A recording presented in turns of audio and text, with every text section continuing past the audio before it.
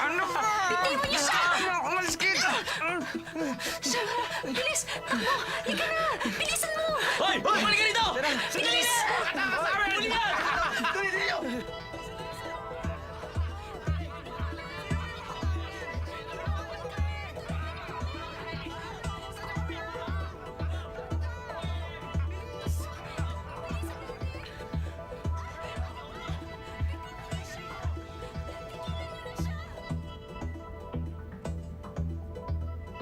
Kung ako ang hahabulin ng chicks, siguro pagbibigyan ko sila. Pero one at a time. Hindi naman masamang subukan. Playboy ka naman talaga. Ikaw, Ling, may girlfriend ka na ba? Wala pa. Hindi ako makapaniwala. Dapat magkaroon ng girlfriend ng mga lalaki. That turns them into a real man. Aray! Alam mo ba kung bakit hanggang ngayon hindi pa rin nagkaka-girlfriend si Lay?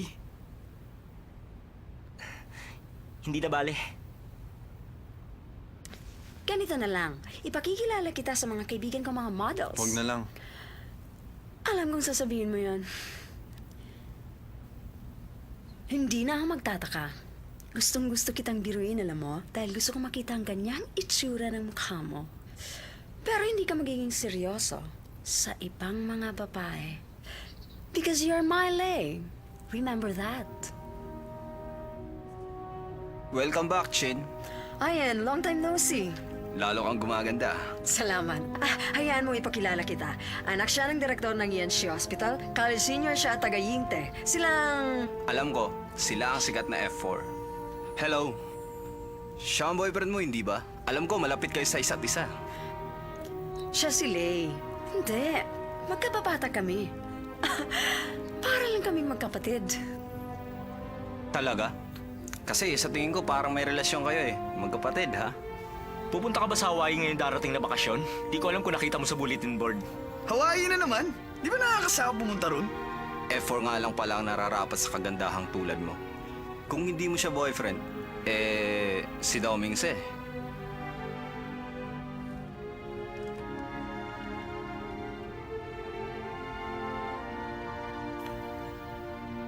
Jin, excuse me. May klase pa ako. Aalis na ako. Sige, bye-bye.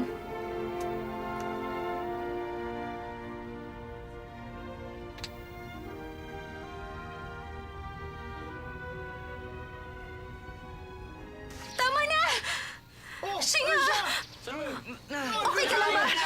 Nandiyan na sila! Bilis! Singa, bilisan mo! Sandali lang. Sandali! Hawaii, ang pangarap kong bakasyonan. Talagang pupunta ako sa Hawaii. Ano? $50,000? Pambihira naman sila. College freshman pa lang tayo ah. May nakita akong ad sa newspaper. $19,000 lang para magbakasyon. Shansai, hinahabol tayo. Ngayon pa ba natin pag-aaralan ng vacation rate? Nandiyan na sila! Bilis!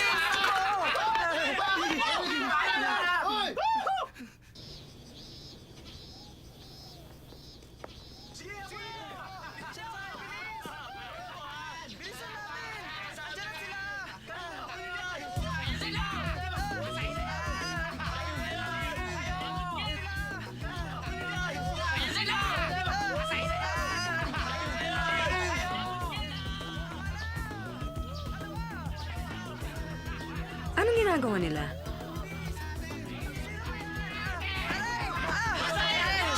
Tumayo ka!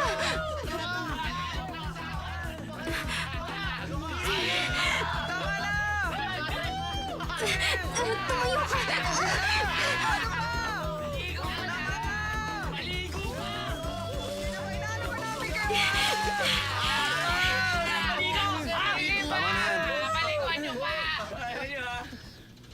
Si Watchelay, tinutulungan ako ni Watchelay. Hindi ako makapaniwala. Lay, alam mo ba kung anong ginagawa mo? Azi, dapat alam kung kailan titigil. Hindi ka pa ba masaya? Anong ibig mo sabihin?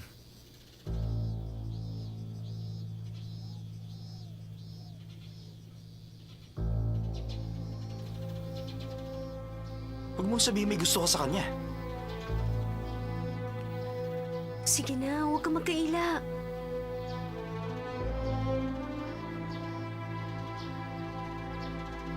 Tutulungan mo ba siya? Kahit na masipa ka sa eskwelahan? Tumayo ka! Hanggang kailan mo matutulungan ng babaeng ito? Wala ka nang pakialam doon! Bitiwan mo Walang ako! pakialam? Aray! Bitiwan niyo ako! Doming, sir! Halimaw ka talaga! Okay. Watsele, tapos na tayo. Wala na usapan.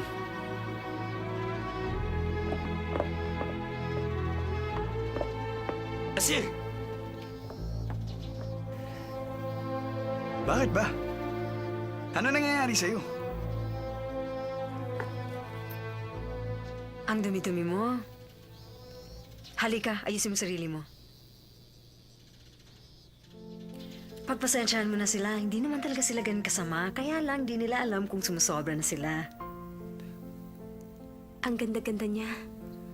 Ang kanyang mga pilik mata, parang manika. Pareho kaming babae, pero ang laki ng aming pagkakaiba. Makinis ang balat niya, maputi, at ang bango-bango pa niya. Bakit? Wala naman. Wala. Eto, punasan mo mukha mo. Salamat. Siya na lang panyulitong ito ah. Alam mo, ngayon ko lang nakita si Lay na naging emotional masyado. Siguro may gusto siya sa'yo. Ha? Naku, imposible yon. Magkaiba tayong dalawa. Hindi ako magugustuhan ni Watchelay. Alam kong ikaw ang gusto niya. Talaga? Pero lagi kong naiisip, isang araw iiwan din ako ni Lay. Kapag nangyari yun, malulungkot ako. Bakit malungkot ang mukha ni Chin? Tulad ni Lay nang sabihin niya yun.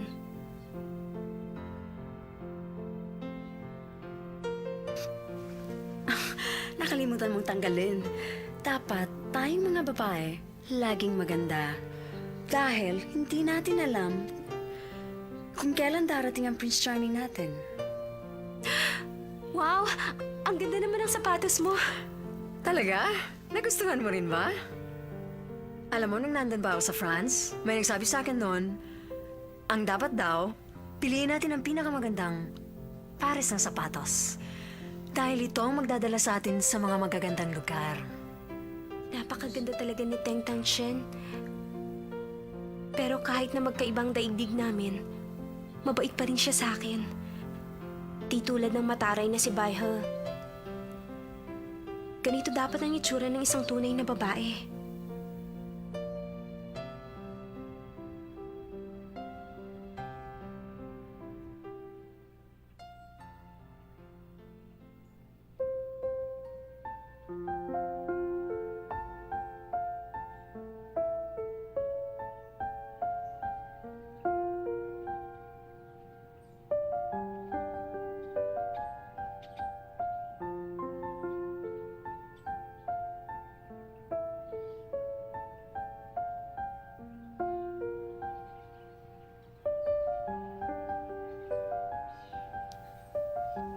Maraming salamat sa'yo.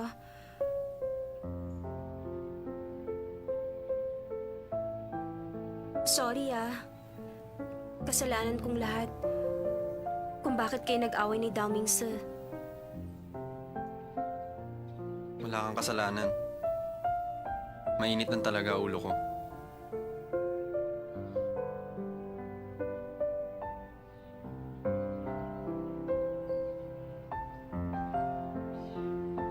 Bakit?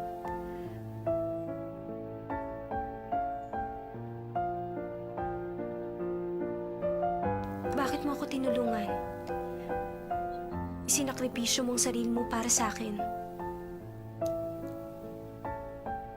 May sasabihin ka ba?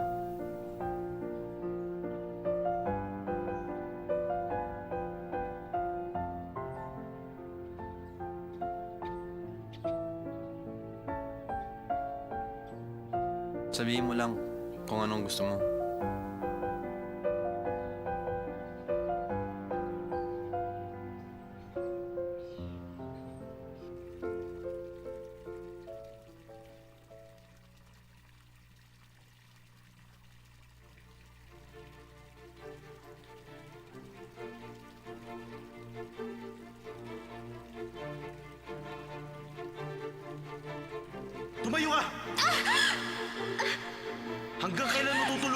babae ito?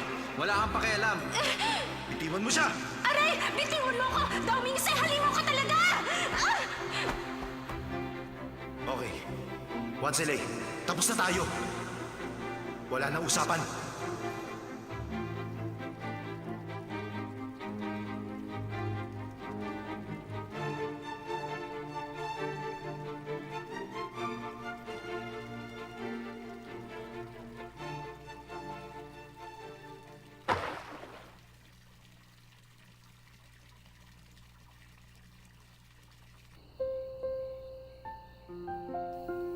Hindi ko alam kung bakit ako nandito sa rooftop. Kasama ang isang tahimik at mailap na lalaki. Hindi na maganda ang aking pakiramdam. Ano kaya ang ibig sabihin nito? Hindi ko rin maintindihan.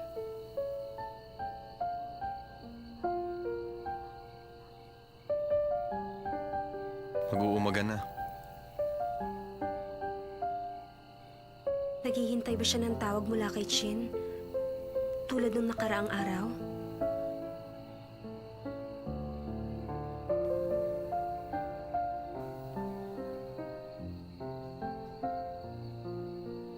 Hindi ka masyadong nagsasalita, hindi ba? Minsan nga hindi na nagsasalita. Oh. Naabala ba kita? Magdamag ako nandito. Hindi naman. Hindi ka naman nagsalita, kaya okay lang. Salamat.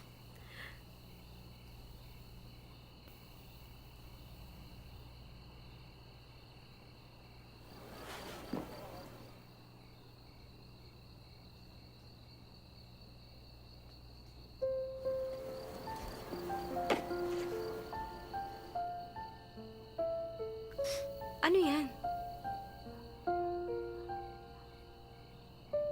Umalis tayo rito.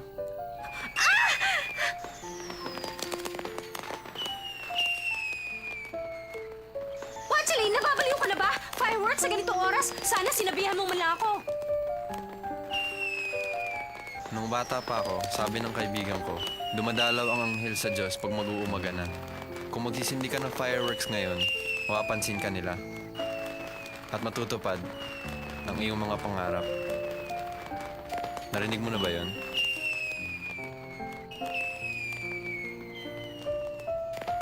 Napakaganda ng fireworks.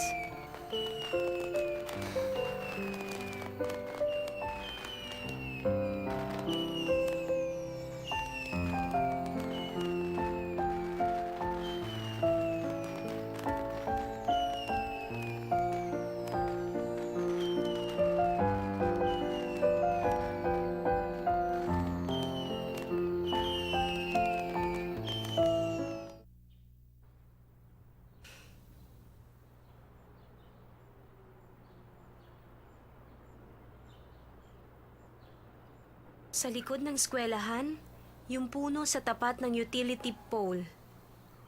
Siguro dito na nga yun. Shingha!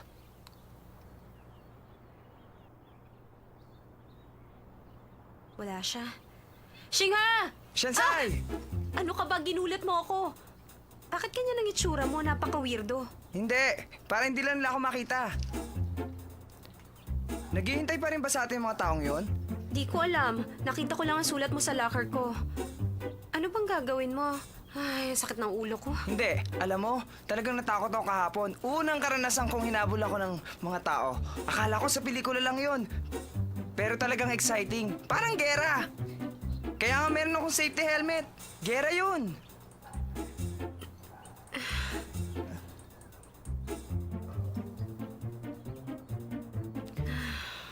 Shansai, anong problema? Wala lang. Bakit? Nainitan ka ba? Okay lang ako. Ah. Ano? Sasama ka ba sa biyahe sa spring vacation? Yung bakasyon sa Hawaii, $50,000 yun. Pagkain na namin sa 3 buwan. Hindi ako sasama. Ano kaya kung 3 araw na cruising? Dito ba kamo sa ating pulo? Meron ba kayong yate? Wala naman. Pero alam mo, mayaman na ang daddy ko ngayon. Magbubook siya ng tour buses. Pero ang sabi ng mga tao, hindi na raw kailangan. Kaya naisip ng daddy ko na Rusi na lamang. Masyadong maluho, di ba? Makikita natin ang Goddess of Matsu. Total, malapit lang naman yun sa pier, di ba? Pero ang sabi ng manghuhula, hindi pwedeng magbasa ang daddy ko sa buwan ng Abril. Kaya hindi sasama mga parents ko. Kaya may 2 bakante. Ano? Palagay ko, tayong 2 ang lalakad. Sensei, ano sa palagay? Sensei! Ano nangyari sa'yo? Sensei! Sensei!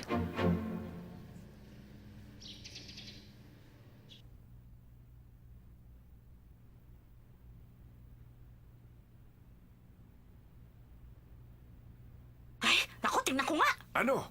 Aba, naku, 38.6! Ha? Ganun kataas? Magaling! Tama yon. Pag mas mataas, mas mabuti. Aba, hindi ko akalaing lalagnatin siya ng ganon. Hindi naman siya basta nagkakasakit ng ganyan. May kasabihan nga, hindi raw nagkakasakit ng mga baliw. Ha! Ngayon alam ko nang hindi baliw ang ating anak! Ano ba? Ano kasi? Ano ka ba? Pero ang narinig ko naman, Ano? kapag umiibig ang isang tao, malapit sa pagkakasakit. Ah! Naku, baka naman Umiibig ang ating anak! Congratulations! Ano ba? Ano ba naman kayo? May sakit po ako. Ay, oo nga naman, may sakit ang anak mo. Kailangan muna niya magpahinga. Tama. Teka, gumawa ko ng lugaw na may itlog para sa kanya. Lugaw? Pakainin mo muna siya. O, sige. Lalabas muna ako. Sige na, sige na, Huwag mo sige siya na. pababayaan. Ako nang bahala dito. Ay, nako. Paano mo nasikmurang kainin ang lugaw na may itlog para sa anak ko? Alam mo, hindi ko gusto ang lasa. Pero gutom na ako, honey. Puro karot na lang ang kinakain ko. Hindi naman ako kuneho. Siyempre, hindi ka kuneho. Dahil malapit ka ng makalbo! Kalbo! Pero mas mabuti ang kalbo kaysa sa kapitbahay natin kabayo. Oo nga, hindi ka nga kabayo. Pero intindihin mong may sakit ang anak mo at gusto mong kainin ang masustansya niyang pagkain. Ano ka bang klaseng ama? Hindi mo ba alam na mahirap tayo?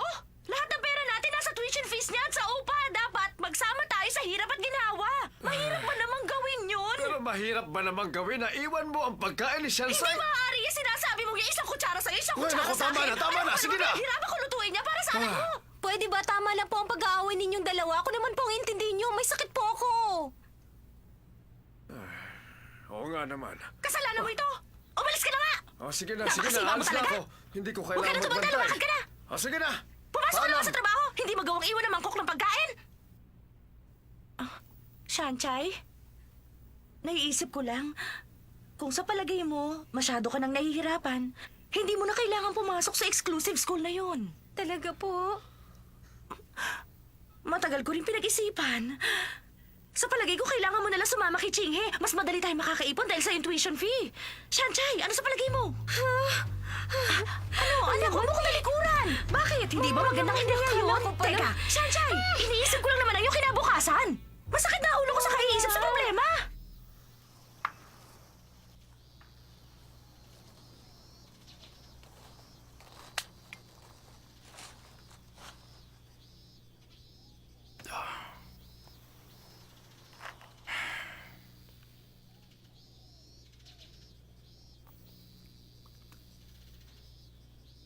Kumusta na ang pakiramdam mo ngayon?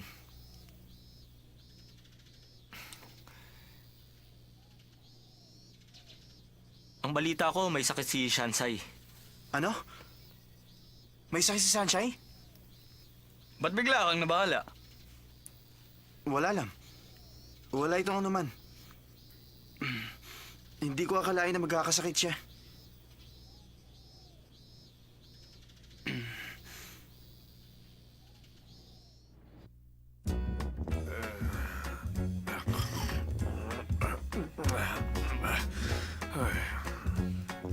Nandito na ako! Ay! Hoy! Hoy, ikaw! Sino ka? Bakit ka pumasok dito sa bahay namin? Sino nagpapasok sa'yo? Ano kailangan mo? Hoy! Magnanakaw ka! Magnanakaw ka! May magnanakaw sa bahay natin! Bakit kilala mo ba siya?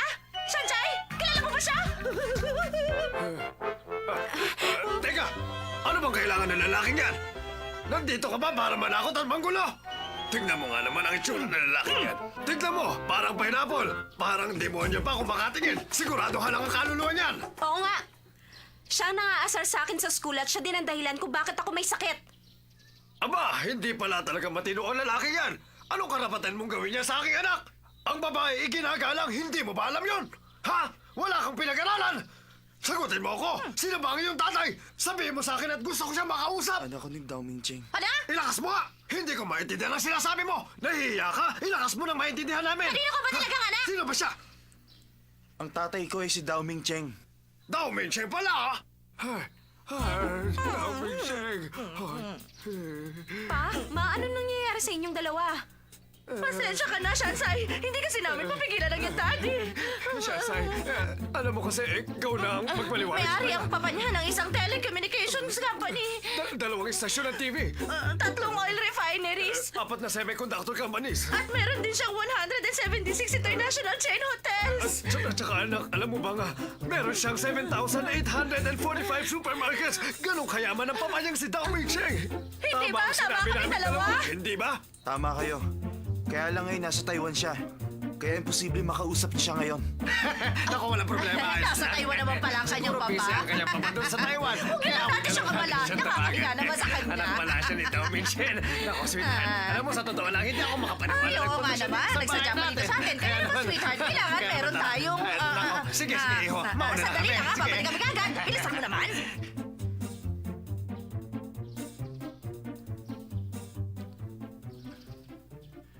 Para sa pinakamahalaga naming bisita!